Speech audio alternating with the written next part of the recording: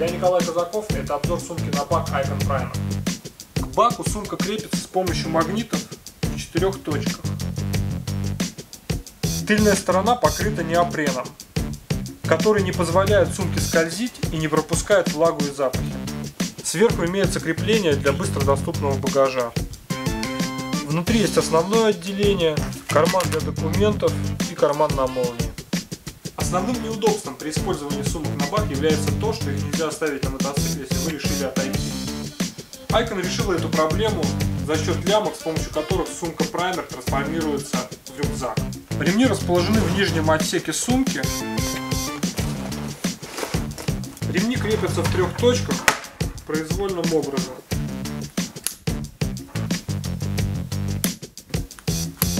Таким образом получается компактный рюкзак.